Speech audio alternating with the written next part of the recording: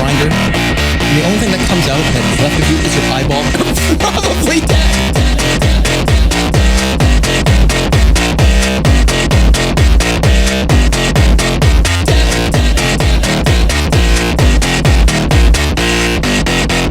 You still got like this part of your finger left.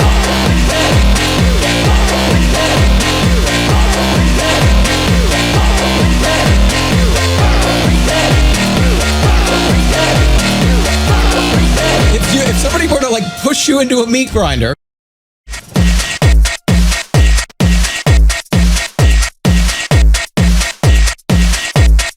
I chop you up in a meat grinder, and the only thing that comes out that's left of you is your eyeball, you're probably dead.